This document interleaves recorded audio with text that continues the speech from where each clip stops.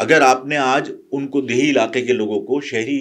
نمائندگی کے اندر منتخب کسی کو کرنے کا اختیار دے رہے ہیں تو اس کا مقصد ہے اب وہ شہری علاقے، اگر وہ شہری علاقے ہیں تو ان دیہی علاقوں کا جو کوٹا آپ نے گڈاپ کا، منوڑا کا، لیاری کا، آپ نے جو دیہی علاقہ ڈکلیئر کر کے یونیورسٹی کالجز میں اور ملازمتوں میں جو ان کا کوٹا الگ مختص کیا وہ ختم کر دیجیے. ان کا کراچی کے طریقے سے آپ ان کا شہری ڈومیسائل تصور کر کے شہری جو کوٹا ہے 2% اس کے اندر ان کو شامل کیجیے. میں اپنا 80 گز کا مکان بیچوں تو اس پہ سی وی ٹی دیتا ہوں، لیکن دیہی علاقے کے لوگ سی وی ٹی نہیں دیتے، کیپٹل ویلیو ٹیکس ان پر نہیں ہے. لیکن شہری علاقے کے نمائندے منتخب کرنے کے لیے اگر آپ انہیں اختیار دے رہے ہیں تو یہ ظلم ہے. اس طرح کے 20 کالے قانون آپ نے بنائے ہیں کہ ہم 20 لوگ بھی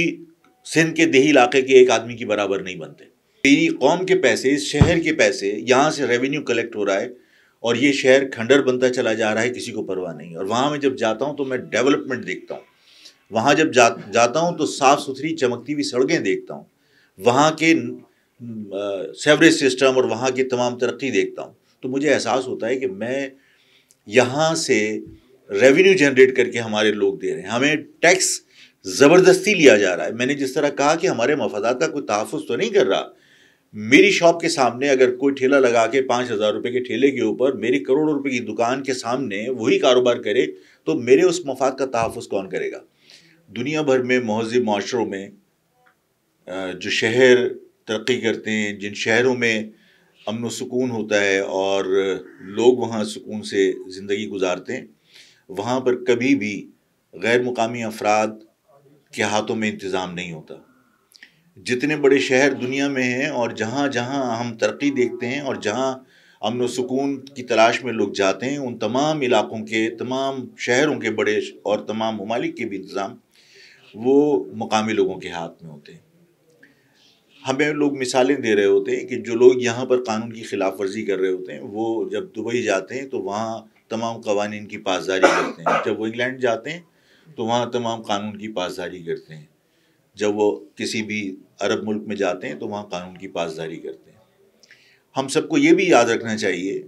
کہ جو لوگ وہاں روزگار کمانے کے لیے جاتے ہیں وہ وہاں حکمراں نہیں بنتے. جو لوگ روزگار کمانے کے لیے جاتے ہیں وہ وہاں کے انتظامی امور نہیں چلاتے، انتظامی امور وہاں کے مقامی لوگ ہی چلاتے ہیں. شوکت ترین صاحب کا اسٹیٹمنٹ اور شوکت ترین صاحب کی باقاعدہ مطلب تھریٹننگ ہمارے سامنے ہے کہ وہ اب یہ کہتے ہیں کہ جناب 22 لاکھ افراد جو ہے وہ ٹیکس دے رہے ہیں اور یہاں پر جو لوگ ٹیکس نہیں دے رہے ہیں ہم نے ان کا کھوج لگا لیا ہے اور اب ہم انہیں نوٹسز نہیں بھیجیں گے بلکہ ہم ان کے پاس خود جا کر ان کو بتائیں گے کہ ان کی آمدنی کیا ہے اور ان کے اثاثے کیا ہیں.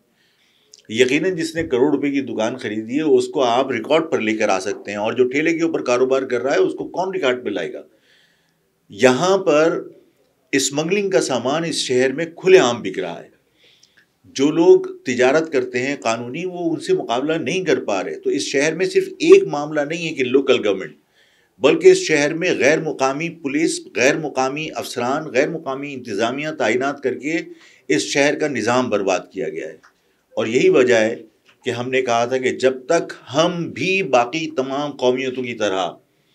اقتدار میں حصے دار نہیں بنیں گے اس وقت تک ہم اپنے مفادات کا تحفظ نہیں کر سکتے. جو کل ڈیولپمنٹ ہوئی ہے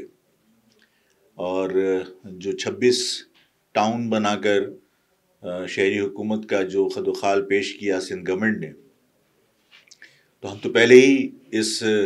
بلدیاتی جو بل پاس کیا گیا اس کو ہم نے رد کیا تھا اور